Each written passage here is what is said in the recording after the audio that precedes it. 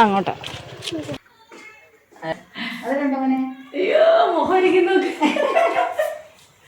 Hello, good morning.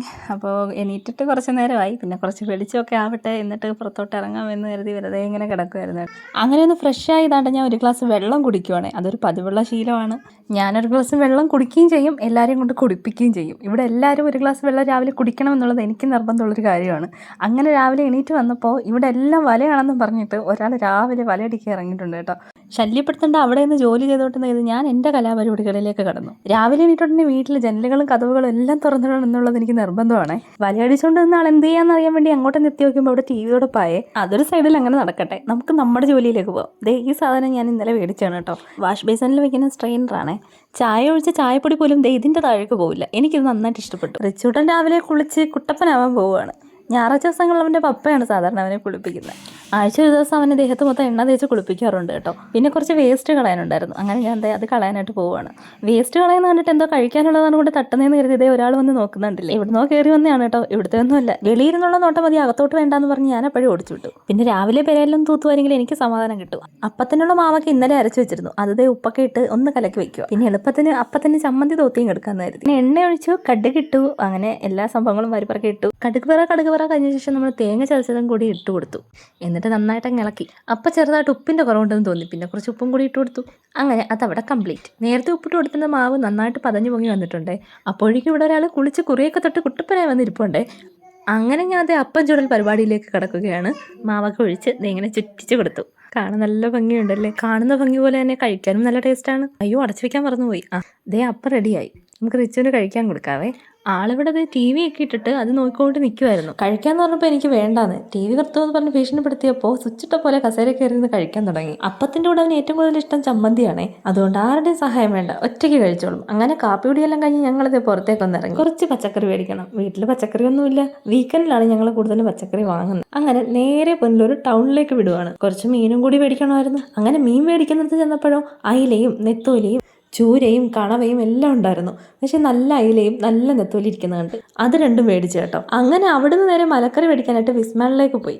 റിച്ചൂരാണെങ്കിൽ വണ്ടി കയറി കാറ്റടിച്ചപ്പോഴത്തേക്ക് ഉറക്കം വരുന്നു. പിന്നെ അവിടെ ചെന്നപ്പോഴത്തേക്ക് ആളൊന്ന് ഫോമായി. ഇവിടെ നല്ല ഫ്രഷ് പച്ചക്കറി കിട്ടുകയും ചെയ്യും, നല്ല വിലക്കുറവാണ്. അങ്ങനെ പിന്നെ പാലും തൈരും അങ്ങനെ ആവശ്യമുള്ള സാധനങ്ങളെല്ലാം നുള്ളി പറക്കി എടുത്ത്. പിന്നെ ജ്യൂസ് കണ്ടപ്പോൾ ഇവിടെ ഒരാൾക്ക് ജ്യൂസ് വേണമെന്ന് പറഞ്ഞ് തുള്ളലായിരുന്നു. അങ്ങനെ പിന്നെ തുള്ളൽപ്പന നിൽക്കാൻ വേണ്ടി ഒരെണ്ണം മേടിച്ചു കൊടുത്തു. അങ്ങനെ ആവശ്യ സാമഗ്രികളെല്ലാം പറക്കി കൂടും തിരക്കിലായിരുന്നു കേട്ടോ ഞാൻ. അങ്ങനെ നോക്കാൻ നേരത്തെ ഇവിടെ ഒരു കോവയ്ക്ക പറക്കി കൂട്ടുന്നു. എപ്പോൾ പച്ചക്കറി പിടിക്കാൻ പോയാലും കോവയ്ക്ക കണ്ടാൽ വിടില്ല കേട്ടോ.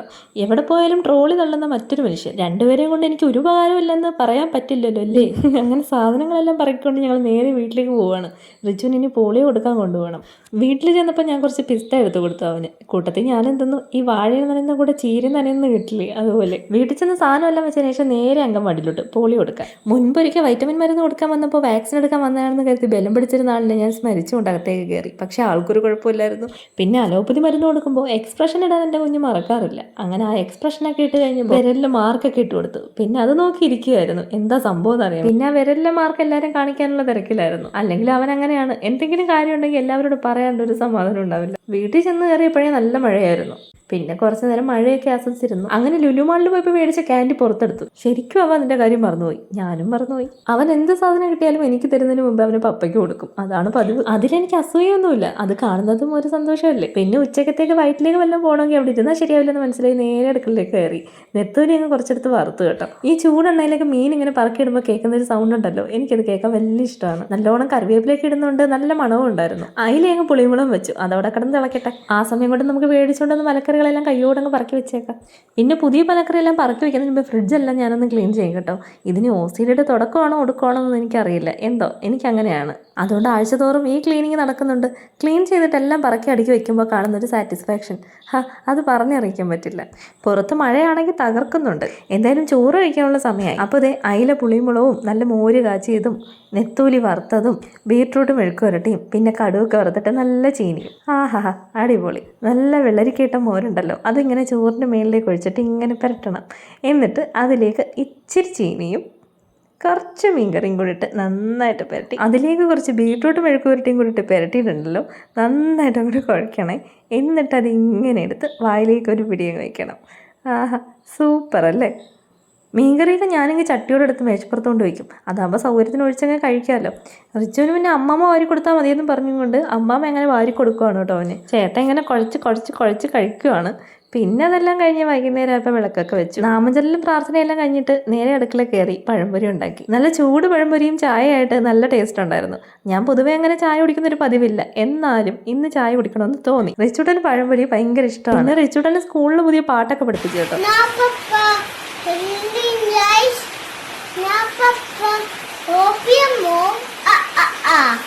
പിന്നെ പാട്ടൊക്കെ പാടി കഴിഞ്ഞപ്പോൾ ഞാൻ പറഞ്ഞു ഗുഡ് ബോയ് എന്നൊക്കെ പറഞ്ഞ് എല്ലാവരും കൈയൊക്കെ അടിച്ചു. അതിൻ്റെ സന്തോഷമാണ് കേട്ടോ ഈ തുള്ളിച്ചാട്ടം.